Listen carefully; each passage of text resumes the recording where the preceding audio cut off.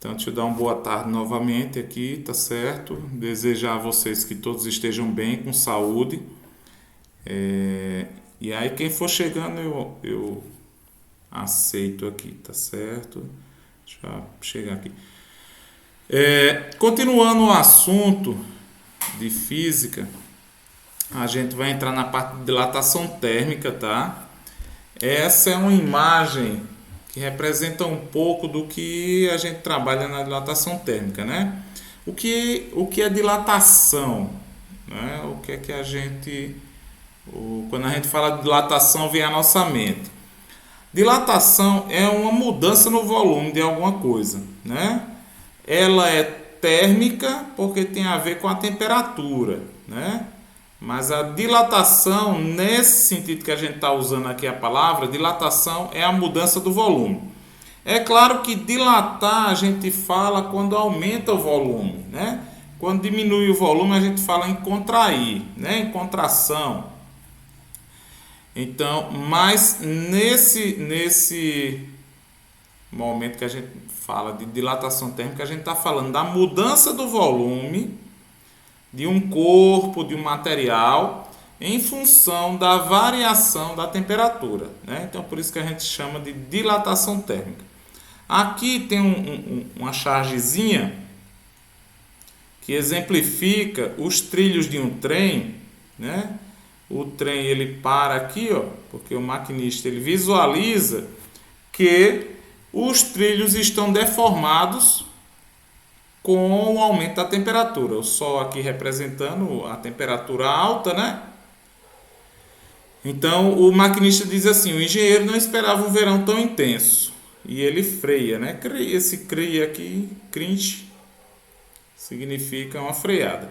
Mas, para além de um desenho como esse, ó, a gente tem situações reais, né? Então, essa é uma foto que está no livro de vocês, que eu coloquei lá na primeira aula, que é o livro de Gaspar, né? Que tem algumas informações aqui. Essa aqui é uma imagem real, né? Então, um trem é obrigado a parar em uma ferrovia de Melbourne, na Austrália, em 28 de janeiro de 2009, em razão da alta temperatura que acabou deformando os trilhos.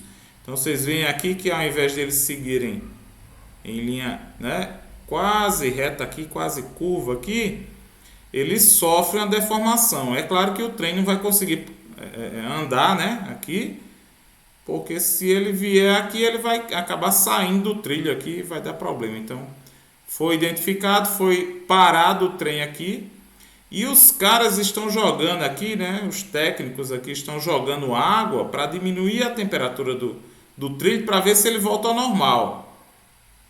A fotografia acima mostra a deformação sofrida pelos trilhos de uma ferrovia por causa da alta temperatura.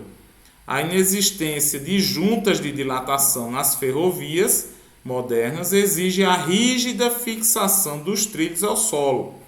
Nas ferrovias antigas, eles eram apenas apoiados sobre dormentes, para que eles resistam às intensas tensões térmicas resultantes do aumento da temperatura, o que, como se vê, nem sempre é feito adequadamente. Então, nesse caso aqui, com o aumento da temperatura, você tem um aumento da tensão, né? Nesse caso, os trilhos pressionaram, né, as dormentes para o lado de cá, e aquelas dormentes que foram mais fracas, que não estavam tão fixadas no solo, elas correram para cá, tá certo? Então, dilatação térmica é a variação que ocorre nas dimensões de um corpo quando submetido a uma variação de temperatura, né? Em geral, quando aumenta a temperatura, as dimensões do corpo aumentam. Quando diminui a temperatura, as dimensões do corpo diminuem. De uma maneira geral, os corpos, sejam eles sólidos, líquidos ou gasosos, aumentam suas dimensões quando aumenta a sua temperatura e vice-versa, né? Que eu acabei de falar. E isso tem algumas implicações práticas, né? Então, por exemplo, você tem aqui uma pessoa dizendo que não consigo desatarrachar essa porca. Ou seja, você tem um parafuso e uma porca. Então a porca ela está tão fixada no parafuso que ele não consegue manualmente retirá-la. Aí um outro rapaz, né, menorzinho, mais franzino, olha o braço dele aqui comparado com o braço do outro. Ele diz assim, usa a cabeça, né, a inteligência, diz eu consigo. Aí o que é que acontece? Ele coloca o conjunto porca-parafuso no fogo. Que o que é que acontece? A dilatação, né, o aumento de temperatura, perdão, ele vai propiciar um aumento no volume. Então vai aumentar o volume do parafuso, da porca, e vai fazer com que a porca ela fique folgada com relação ao parafuso, e aí facilmente ele retira, claro que ele está com luvas, ó, para não se queimar, né? Então, ó, talvez até, de certa forma, quem trabalha em ferrovia, essas coisas, é comum encontrar, né, trilhos deformados. Veja como é a deformação desse trilho aqui, ó. Olha só como ele se encurva, enquanto um outro aqui, ó, mostra como ele deveria estar. Ele deveria estar em linha reta aqui, né? Exatamente igual a esse aqui. Mas houve alguma coisa aqui que fez com que ele não se mantivesse e aí ele se deformou. Um trilho desse jeito precisa ser, né, trocado aqui, cortado e trocado para que não cause um acidente. Mas isso não é só com trilhos de ferro não, gente. Aqui também, ó, parte de uma ponte, né, que se dilata aqui, ó, e ele sai com o aumento do tamanho, ele sai e produz um prejuízo aqui, né, um problema aqui estrutural na ponte, tá? Como é que se evita uma situação dessa? Se evita com o que a gente já mencionou. Juntas de dilatação. O que são juntas de dilatação? São espaços deixados, quer entre trilhos, né, quer entre construções, ó. Tá vendo esse risquinho aqui, ó? Isso é uma junta de dilatação. Que o que é que acontece? Quando você tem a temperatura aumentada, esses trilhos eles têm um espaço justamente para poder crescer, né? Para poder crescerem sem necessariamente fazer pressão para um lado ou para o outro, como aqui, né? Quando você tem uma tira só aqui, ó, ou então junta um com o outro, isso produz um problema muito maior do que você deixar um pequeno espaço aqui. Esses pequenos espaços eles produzem, né, eles deixam espaço para que o trilho se deforme, né, para aumentar seu tamanho, mas quando a temperatura volta, ele volta, né, a se separar aqui. Então, é preciso, toda construção é preciso você calcular isso aqui, né? Os engenheiros têm uma certa facilidade com relação a isso, porque eles já conhecem os coeficientes dos materiais, né? Mas aqui deixa eu comentar rapidamente sobre juntas de dilatação. As juntas de dilatação são dispositivos tecnológicos para proteger, evitar deformações ou até mesmo possibilitar o funcionamento de máquinas ou estruturas que sofrem dilatação térmica. Então aqui, ó, na figura A, a junta de dilatação do piso de uma ponte tem dentes que se interpenetram para não prejudicar a movimentação dos veículos que por ela trafegam. Isso aqui é uma junta de dilatação de uma ponte. A figura B representa o produto para ser fixado entre vigas de concreto. Cadê? Vigas de concreto. Trata-se de uma espécie de sanfona, de um material plástico especial para manter a estrutura firme e protegida de rupturas decorrentes da deformação térmica. Então, esse material plástico aqui, quando o concreto se dilata, ele se comprime, né? Quando ele volta ao tamanho normal, o tamanho mais ou menos que a gente tinha, né, ele volta a se expandir. Uma situação particularmente crítica em relação a problemas decorrentes da expansão térmica ocorre nas tubulações de líquidos ou gases aquecidos. Tá aqui, ó. Nesse caso, usam-se não juntas, né? Não espaços de dilatação, mas usam-se curvas de dilatação, que possibilitam a variação do comprimento dessas tubulações. A variação pode ser bastante significativa, sem que haja seu rompimento. Boa tarde, Everton. Boa tarde, professor. Então aqui, ó, junta de dilatação de uma ponte, junta de dilatação do sistema de vedação utilizado, né, aqui para também não ficar aberto, e juntas de dilatação utilizado tubulações que a gente usa como curvas, né? Quando isso aqui aumenta, a curva ela pode se expandir, mas ela volta ao normal. Isso aqui, inclusive, eu tirei do livro de Gaspar, gente, que vocês têm em PDF. Bom, mas diante disso tudo, por que os corpos mudam de tamanho quando eles são aquecidos, né? Aí vem uma explicação que a gente já falou um pouco anteriormente. Se lembrarmos que a temperatura de um corpo está relacionada com o grau de agitação térmica dos átomos e moléculas que constituem um corpo, a gente vai poder entender que o aumento da temperatura produz um aumento na agitação dessas partículas, o que ocasiona um aumento na distância média entre os átomos e moléculas do corpo. Por isso, um aumento de temperatura produz um aumento nas dimensões de um corpo. Então veja, quando o corpo está a temperatura menor, a agitação térmica dele é menor. Quando ele aumenta a sua temperatura, a velocidade com que as partículas se movimentam, é bem maior. Isso vai significar que eles vão bater uns nos outros com mais força. Isso também significa que, batendo com mais força, eles vão se distanciar um pouquinho mais, tá? Então esta é a explicação por que um corpo aumenta as suas dimensões quando se aumenta as temperaturas desse corpo. O processo de dilatação térmica pode acontecer quando um corpo está no estado gasoso, líquido ou sólido, em qualquer estado físico, inclusive.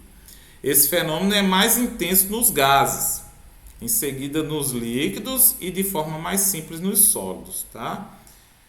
E a gente vai trabalhar 3 tipos de dilatação, pessoal. A dilatação linear, onde a gente vai considerar apenas o comprimento, né? A modificação do comprimento com a variação de temperatura. Então aqui vocês veem, linear mostra 2 barras, né? Na verdade é a mesma barra, a 20 graus Celsius e a 80 graus Celsius. É claro que aqui está um pouco exagerado, né? Justamente para a gente ver que ela aumentou, mas na maioria dos casos, no nosso dia a dia, essa variação ela não é vista a olho nu, né? A gente não consegue ver a olho nu. Uma dilatação superficial acontece quando você tem uma área. Superfície quer dizer área, né? Então, quando você leva em conta a área, você tem uma placa, né? Alguma coisa que tem uma espessurazinha fina, mas as outras dimensões elas são consideráveis. Então, você tem aqui a 20 graus Celsius, a placa ela é menor, a 80 graus Celsius a placa já é bem maior. E a volumétrica, que você tem também, aí sim, aí você considera as três dimensões, né, do espaço: a largura, a altura e o comprimento. Então, o que é que acontece?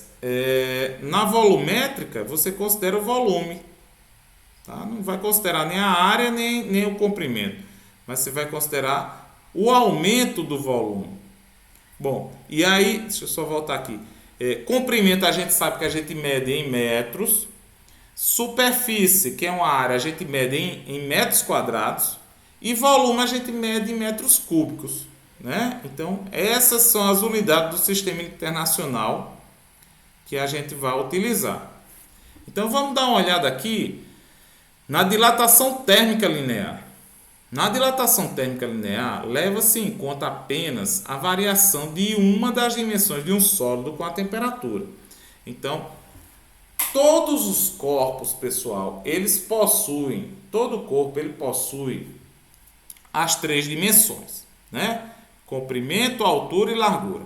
O que é que acontece para a gente considerar uma dilatação linear, ou dilatação térmica linear? A gente vai pegar algum corpo no formato de um canudo, de um fio, onde essa areazinha ela é pequena comparada a esse comprimento. Isso significa que o aumento dessa área que vai existir, com certeza, ela vai ser tão pequena que a gente pode inclusive desprezar, e que o aumento do comprimento é mais acentuado na dimensão maior, né? Então, se uma barra sólida de comprimento L0, tá aqui, ó, L0, sofre uma variação de temperatura ΔT,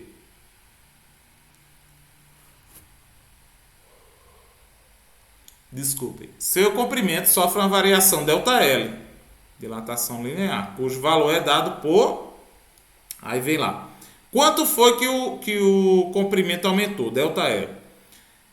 L0 vezes alfa vezes ΔT.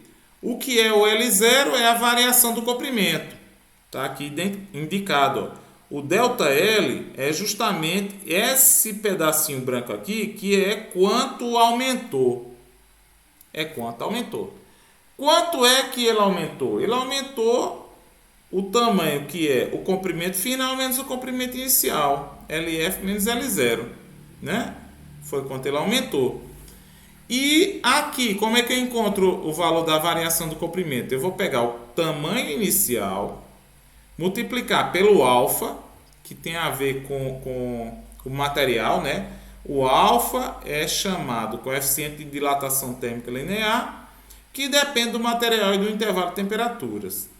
E ΔT, claro, se você aumenta mais a sua temperatura, você vai ter uma dilatação maior. Se a variação de temperatura é menor, ela vai ser uma variação menor, né? Também depende do comprimento. Se eu tenho um pedaço de fio maior, eu vou ter uma dilatação maior. Se eu tenho um pedaço de fio menor, a dilatação vai ser proporcional ao comprimento do fio.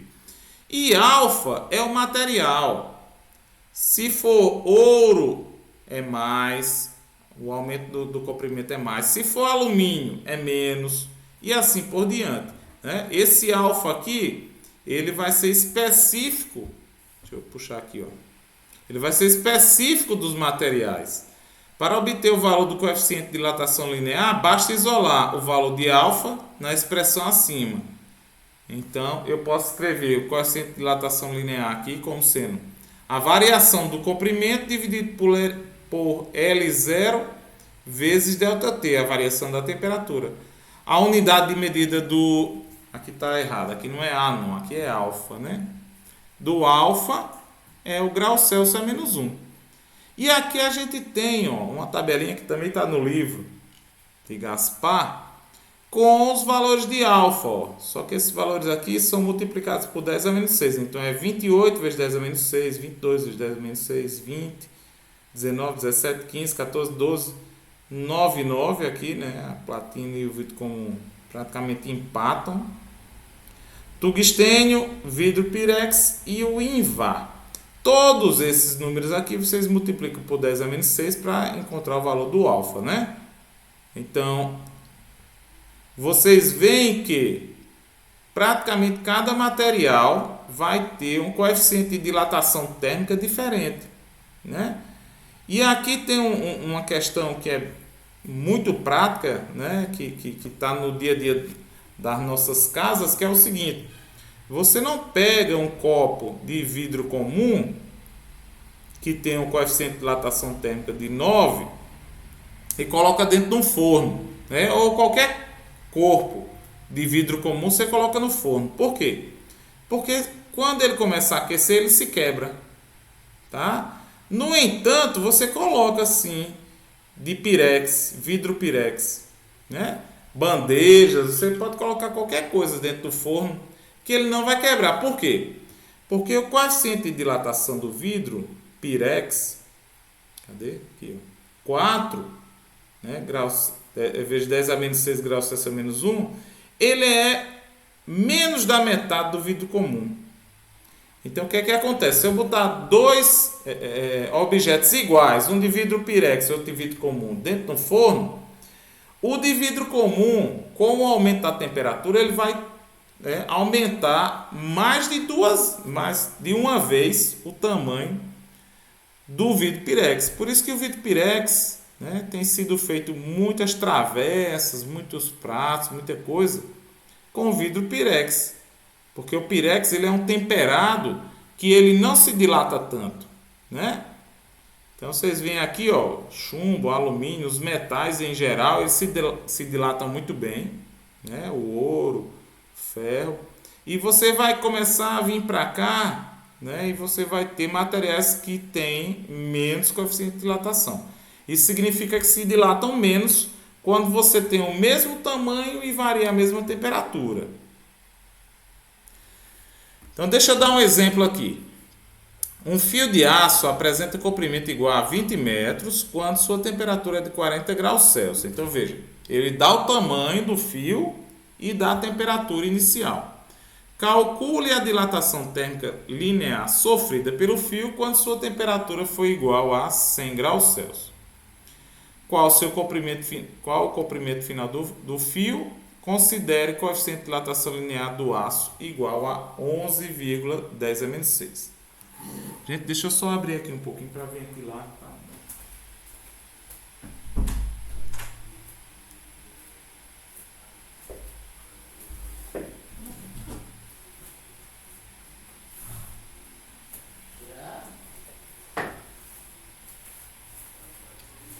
Então, ó, a variação do comprimento, que é ΔL, né, é igual a L0 vezes alfa vezes ΔT, certo? Bom, o que é ΔT? Variação de temperatura. É a temperatura final menos a temperatura inicial, né? Então, a gente vai pegar esses valores aqui da questão e vamos substituir, né? Então, veja, se eu quero encontrar, nesse caso aqui, né? São duas perguntas. A dilatação térmica sofrida, que é o ΔL, depois o comprimento final, que é o L final, né? Então eu vou calcular primeiro ΔL. ΔL vai ser o comprimento inicial, que é 20 metros, o alfa, né, que aqui está sendo dado como 11 vezes 10 a menos 6 graus Celsius a menos 1, eu coloco do jeito que está, tá? Estou colocando até as unidades aqui para vocês verem, né, que depois a gente pode até substituir isso aqui, pode deixar isso de lado. Mas a temperatura final é 100 e a inicial é 40, então 100 menos 40.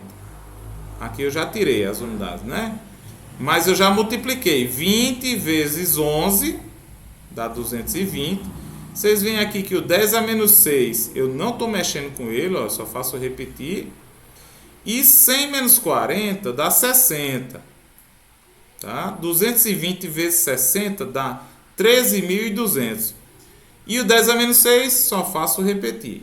Bom, o que é que eu faço agora, quando chego aqui? Eu vou andar 1, 2, 3, 4 casas decimais com 10 a menos 6. E eu vou ficar com 1,32 vezes 10 a menos 2. Né? O que significa o quê? Que eu estou deixando esse valor aqui em notação científica. Lembram?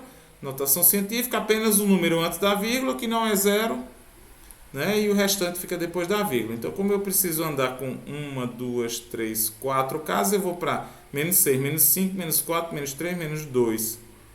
10 a menos 2, tá? Se eu continuar andando, eu vou chegar a menos 1 e 0.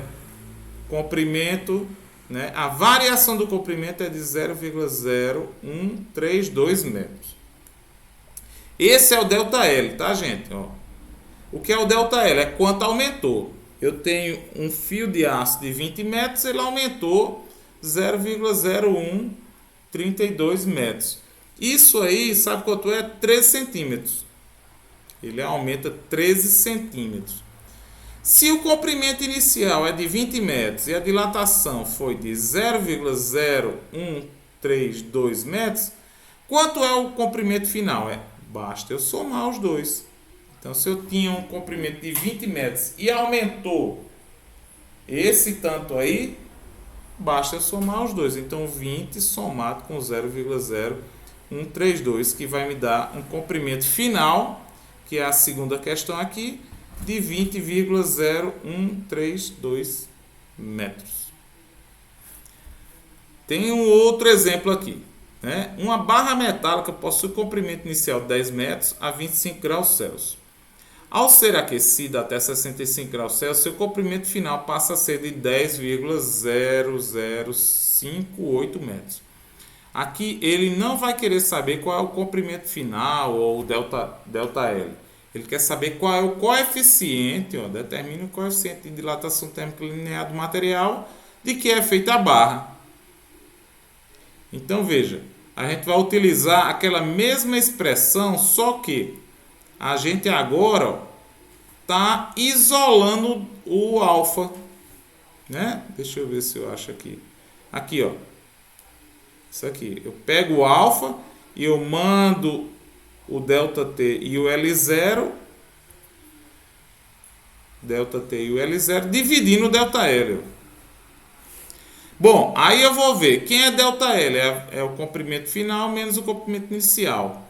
Quem é o ΔT? A temperatura final menos a temperatura inicial. Então, eu posso escrever que alfa é igual a comprimento final menos inicial dividido pelo comprimento inicial vezes temperatura final menos temperatura inicial. Substituindo os valores da questão, a gente vai ter. Aí, chegando aqui, eu consigo identificar quem é L0, LF, que é 10,0058. L0 é 10, dividido por L0 de novo, que é 10 de novo. E a temperatura final menos a inicial, que é 65 menos 25, que vai dar 40 aqui, né? Aqui vai dar 0,0058. Tá? E aqui, que dá 40, eu faço 40 vezes 10, que dá 400. Quando eu dividir esses dois, eu vou encontrar o alfa, que é 0,0000145, né? Não é 14,5.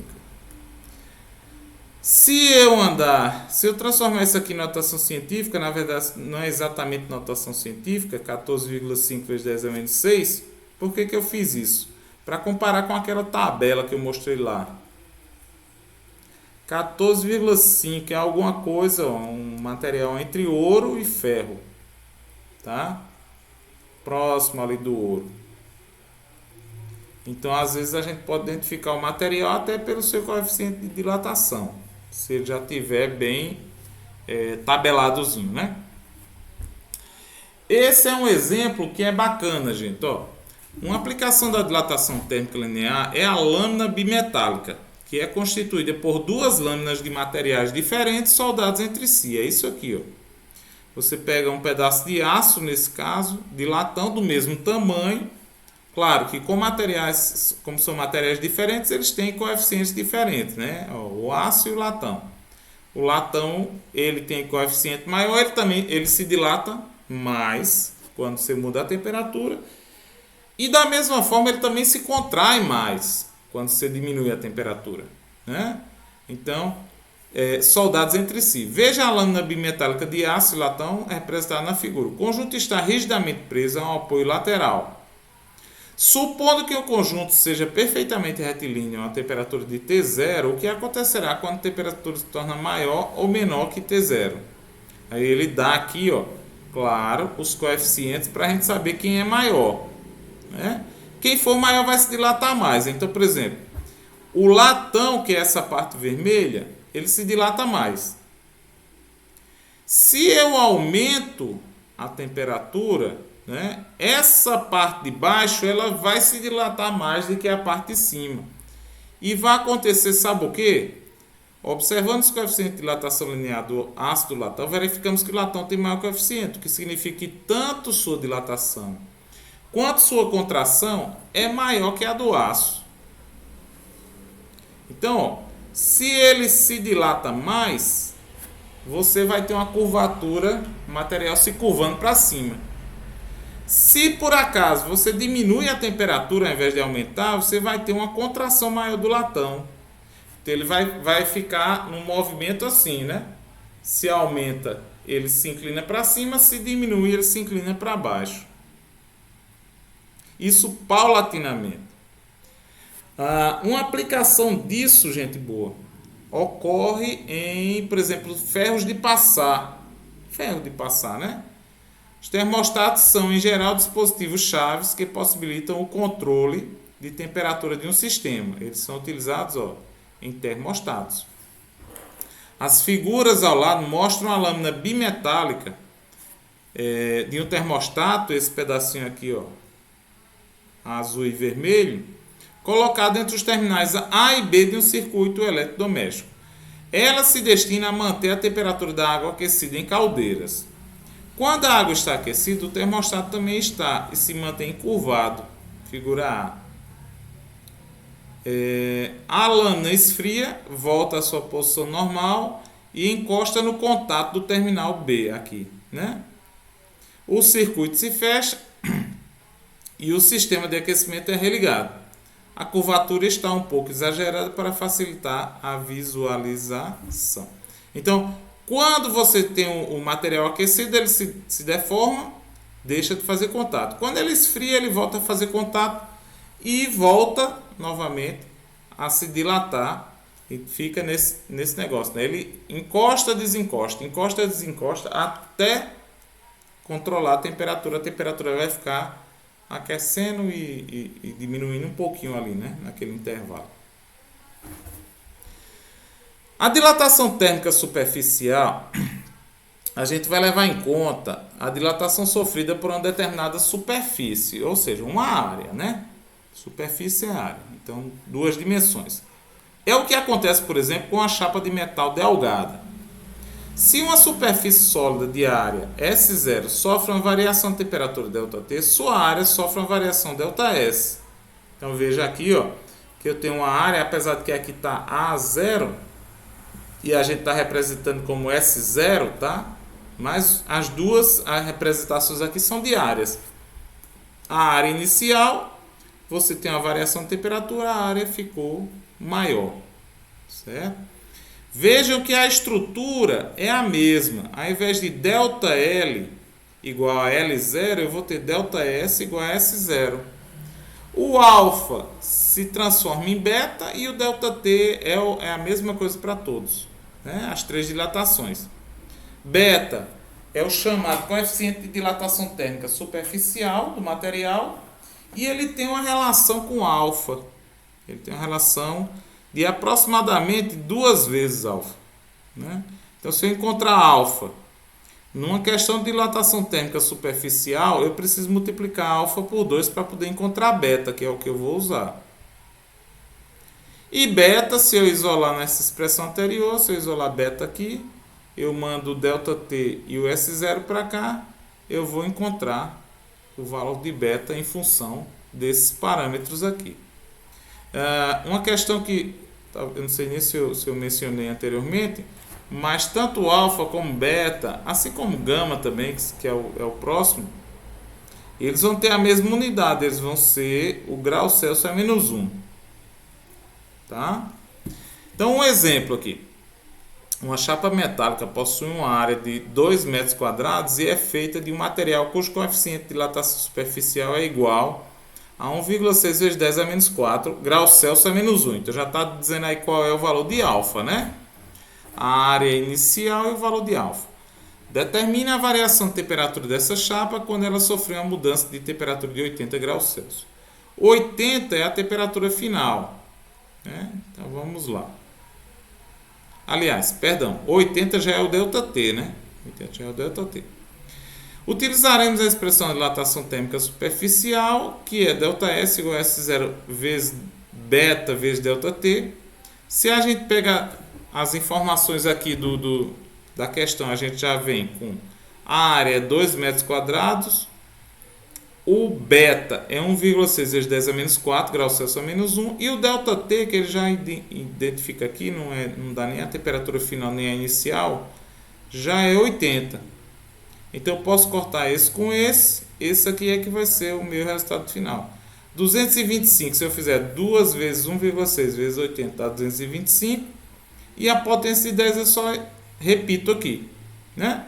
Eu vou fazer duas casas aqui, isso vai para menos 3, menos 2. Ou, se eu continuar, ainda vai para 0,0256 metros quadrados, né? Então, esse é um exemplo de dilatação superficial. A dilatação volumétrica é a dilatação que acontece em volumes, né? Ou seja, nas 3 dimensões ao mesmo tempo. Isso a gente geralmente, quando a gente tem um objeto que essas dimensões elas são, né, compatíveis, não tem uma menor do que a outra. Dilatação volumétrica leva-se em consideração a dilatação sofrida por todo o corpo, em todas as dimensões. Se um corpo sólido de volume inicial V0 sofre uma variação de temperatura ΔT, seu volume sofre uma variação ΔV. Vejam que a estrutura continua sendo a mesma. Variação do volume, que era a variação da superfície ou do comprimento, é igual volume inicial vezes gama vezes ΔT. Gama agora vai depender do material.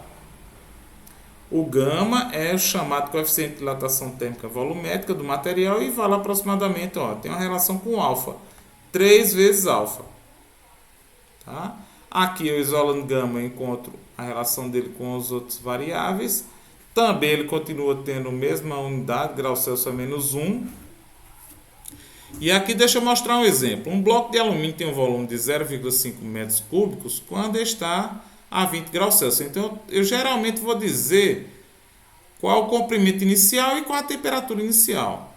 Sabendo-se que o coeficiente de dilatação térmica linear do alumínio é 2,2 vezes 10 a menos 5 graus Celsius a menos 1, determina o volume final do bloco quando ele for aquecido até 100 metros.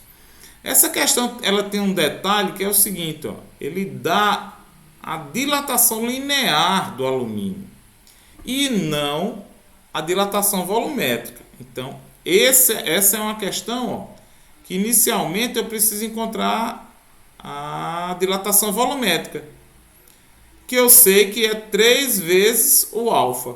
Se eu tenho o alfa, que é 2,2 vezes 10 a menos 5, eu multiplico 3 vezes 2,2, que vai dar 6,6.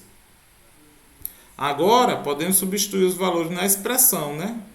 Então, ΔV igual a V0 vezes gama vezes ΔT. Ou V final menos V inicial é igual a V0. Então, o que é que acontece? O volume inicial é de 0,5. Então, entra aqui, e entra aqui. O alfa, que eu encontrei, o gama, que eu encontrei, que é 0,6, vezes 10 a menos 5, entra aqui. E as duas temperaturas, 100 e 20. 20 menos 100, que dá 80. Então, 80. 0,5 vezes 6,6 dá 3,3. Esse menos 5 aqui, que é diferente desse, continua, né? E o que é que acontece? Eu vou fazer 3,3 vezes 80, que dá 264. Vou passar esse menos 0,5 para cá, somando. Então, 264 vezes 10 a menos 5. Aí sim, para eu poder somar aqui, eu preciso que os dois números estejam em formato decimal, né? E não em formato de potência de 10. Então, eu ando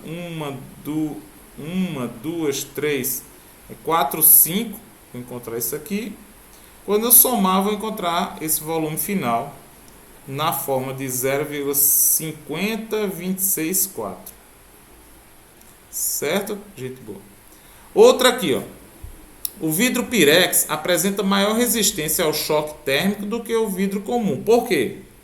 Possui alto coeficiente de rigidez, tem baixo coeficiente de dilatação térmica, tem alto coeficiente de dilatação térmica, tem alto calor específico ou é mais maleável que o vidro comum. Então, a gente viu que quem se dilata menos é quem tem menor coeficiente, né? Então, nesse caso, correto é marcar... Opa, tá até errado aqui. Tem baixo coeficiente de dilatação térmica, tá? Quando ele é comparado, inclusive, com o vidro comum, né? Qual deve ser a variação de temperatura aproximada? Um outro exemplo. Sofrida por uma barra de alumínio para que elas atinjam a dilatação correspondente a 0,2% do seu tamanho inicial. Essa é uma questão que é interessante porque ela não traz nem o tamanho inicial, nem a dilatação. Mas eu sei que sabemos que ΔL, isso, 0,2%, gente, a gente escreve assim, né? 0,002, tá certo? Mas eu não sei qual é o valor inicial, então eu escrevo 0,002 vezes LI, L0, né, perdão, que está indicando o quê? Que o quanto aumentou é 0,2% do comprimento que era original, mas eu nem sei quem é L0, perdão. Eu não sei quem é L0. Se eu soubesse que era 10, eu podia encontrar quem é ΔL, mas eu não sei nem ΔL nem L0. O alfa eu sei que é 23 vezes 10 a menos 6 aqui. E a gente quer saber quem é a variação de temperatura. Então, pela questão, quando eu substituo aqui ΔL igual a L0 vezes alfa vezes ΔT, eu vou ficar com ΔL, perdão, 0,002 vezes L0 igual a L0 vezes 23 vezes 10 menos 6 vezes ΔT. Essa é uma questão que é bacana, por quê? Porque, professor, como é que eu vou encontrar o valor se não conheço L0? Mas L0 pode ser eliminado com L0 aqui, um de um lado, outro do outro, né? E aí eu vou ficar com o meu ΔT igual a 0,002 dividido por 23 vezes 10 a menos 6. O que vai me dar um 0,000863 vezes 10 a menos 6, ou, como esse 10 a menos 6 eu posso andar 1, 2, 3, 4, 5, 6 casas decimais, né? Eu posso encontrar, não é isso? Eu encontro aqui uma temperatura de 86 vezes 86,9 graus Celsius, tá certo? Bom, pessoal, então essa é a parte inicial da aula sobre dilatação, tá certo? A gente ainda tem uma outra parte de dilatação, que é a dilatação dos líquidos, que a semana que vem eu devo apresentar para vocês, certo? Mas que eu acho que essa semana ainda coloco as questões de dilatação. Tá bom? A gente passou aqui meio que um pouco apressado, mas aí quando vocês tiverem condições de assistir a aula de novo, ou até mesmo com as questões para fazer, deem uma lida no livro, tá? O livro é em PDF, tá lá na primeira aula, eu coloquei na primeira aula desse semestre, certo? O livro do segundo ano de Física de Alberto Gaspar. Muito bom, inclusive, o livro. Certo, pessoal? Então já vou agradecendo a presença de vocês aí, já vou interrompendo aqui